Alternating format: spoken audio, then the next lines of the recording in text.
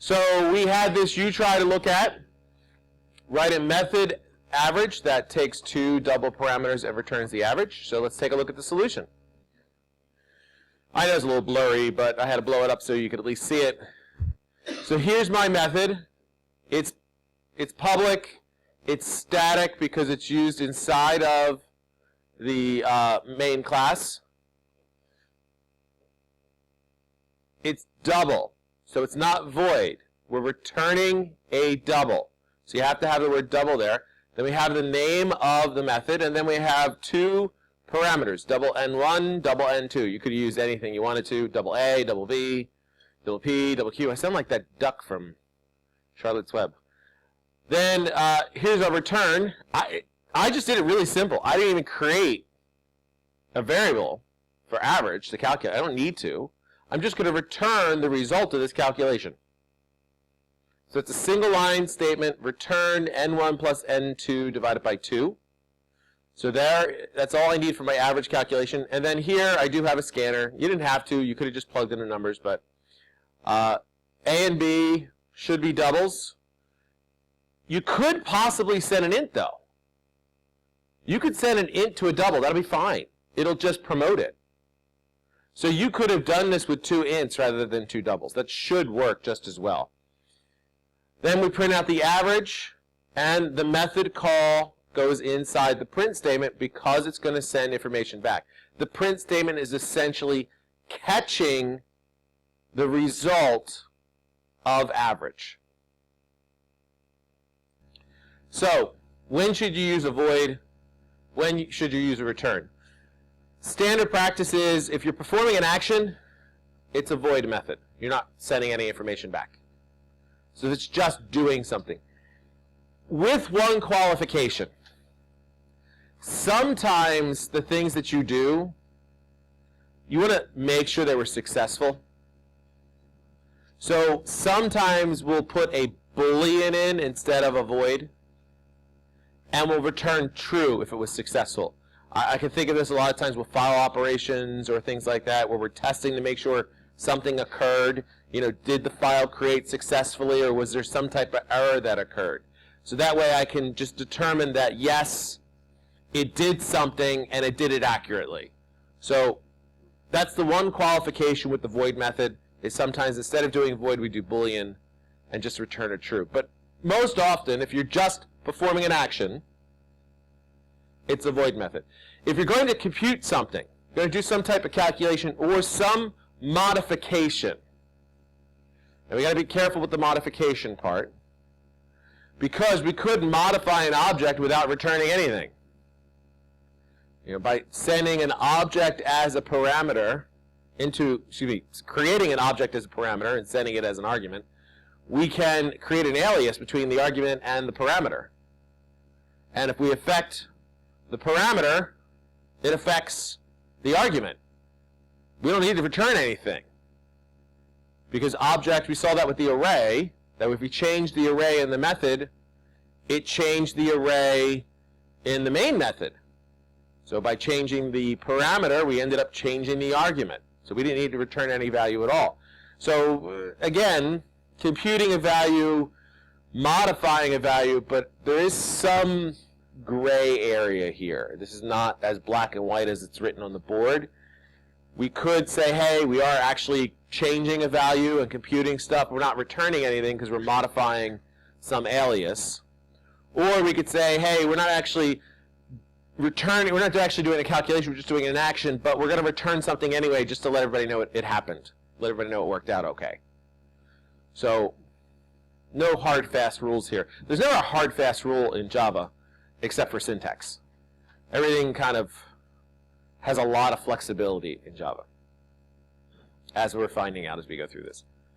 So methods can return any type, primitive or class. That's that idea of packaging stuff up. When it returns a primitive type, it returns a copy of the value. Uh-oh. When it returns a class type, it returns a reference to that data in memory. So picture this. We have a main method And in there, we create some type of object. Let's say it's an array, because you guys know arrays. And we have a method call that sends the array. Well, we just created an alias between the argument and the parameter. And then the method modifies the array and then returns the array back to the original calling method. So we've just created another alias. So now we have 3 names for one thing. The argument, the parameter, and the return all would refer to exactly the same object. And that's where people start getting a little confused in Java, because they look at it as possible 3 different things. It's not. It's all one thing. The only way to fix that is by dealing with separate classes, and we'll talk more about that later, where you can encapsulate it so it doesn't go back.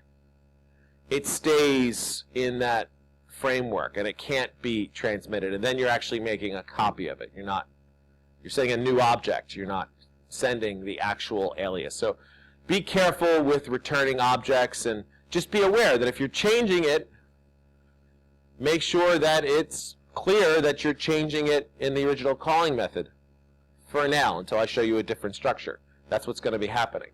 So if it's all within the same class, you change an object, it changes it pretty much everywhere, because it's an alias. We're just pointing different tags to the same thing.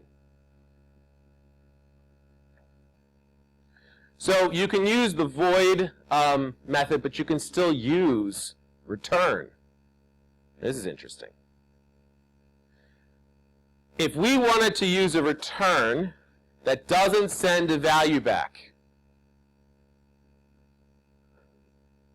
we could just call the return command. Now you might say exactly that. Why would you want to do that? It just seems silly. Well, you can use it as a break, as a way of kicking you out of the method early. It makes some of your code simpler. So we looked at that if statement the other day, where the return, where it returned an actual value, kicked us out of the if statement and never got to the rest of the code. We didn't need it else. Well, this can do the same type of thing. There's another piece of code, another command, which we haven't learned yet. It's called select. Actually, sorry, wrong language. It's called switch. And it acts kind of like a filter, and everything inside the switch gets passed through unless you stop it somewhere along the way. So usually we use a command called break to do that, but you could also use a return to do that, to kind of kick it out of what it's inside of. So the return command can be used just to end a method. Maybe you were searching in an array for a particular value, and then you just move that particular value to the front of the array. Maybe that's what the method does.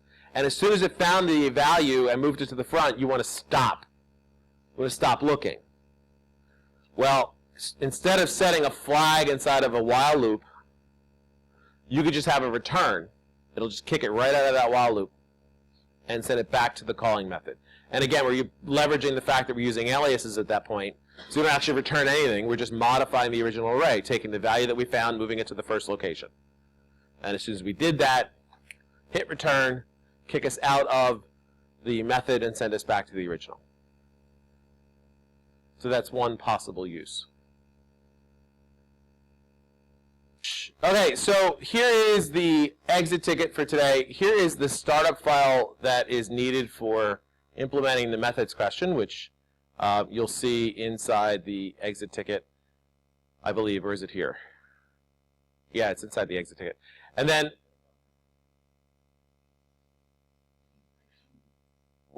so this is for the practice down here, not the exit ticket. Excuse me, the practice. So there's also the practice link right here. I don't know why I have it in there twice, but I do. This structure right here is what I wanted to talk about. Precondition, postcondition. We're going to start seeing that, because this is how the AP asks questions when they're doing a free response. So the precondition is an array of integers is passed in. So they're letting you know what the method is expecting. It's expecting an array of integers. What it's supposed to do is to return the sum of values in the array. So the AP question might tell you, hey, this is the precondition of the method I want you to write. This is the post-condition of the method I want you to write, and they'll ask you to write the method. So they'll give you the pre and post condition, and you write the method. I've given you a little bit more. I've given you the actual setup of the method. They won't. They'll just give you pre and post condition. So I'm kind of working you into this a little bit. This is the amount that you would get for the question on the AP exam. That's it. Precondition, post condition, write the method. And most of the AP questions are divided into methods. Most of them. So you'll have one question that has like 6 parts. You might be writing 6 different methods to build something. And one of the nice things, the way they grade it, is if you get part C wrong, or if you have no idea how to do part C, part D uses part C in the answer. So what you have to do is assume that the pre and post conditions for part B work. Assume it works. Assume the method does exactly what it's supposed to do, even if it doesn't. Even if you left it blank. Assume that part C works when you do part D. So that way you can use the method that you created. So let's say, for example, in this case, you needed to use the sum method in the next part of the question. You would just assume the sum method worked, even though you may not have written any code for it, or it doesn't work right, or you can't figure it out. You would assume it works. So each individual piece of every single question is graded discretely. That's a really important thing to know. So if you get questions A through D wrong, and you have no idea how to do them, but then you look at question E and go, oh, I can do that. Do part E. Assume the rest of it works, even if you left it blank. Do part E, and you will get some points. The whole question's only worth 9 points. So if you can gain points, that's important. And they do have things like that in their rubric. +1 points for doing this. +1 points for setting up a for loop. That's how they write the rubric. Sometimes they're minus points. -1 point for not recognizing this is an alias. So the rubrics are very clear in the way they get graded. And we'll take a look at that when we start looking at the AP exam. That it's very delineated at what they take points off for and what they give points for. So don't assume that just because you got everything else wrong, that you're going to get this wrong. Even in a question you don't know how to do something in it, because they might have it in their rubric, 1 point for defining the variables. And if that's all you can do, you just scored a point, because it's in their rubric. So don't assume that you know what's in their rubric. Do whatever you can on the question. Even if you think, well, this really isn't anything, I'm not really solving the problem. Doesn't matter. Just do it anyway. 1 point for writing a for loop. So you write a for loop. The for loop doesn't do anything, but you have a for loop. You got a point. Does that make sense? So you can see there are several methods here.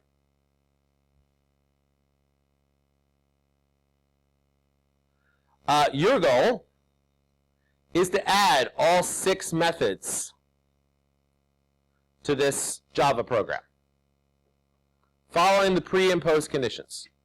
Build out all 6 of these methods and make them do what they're supposed to do.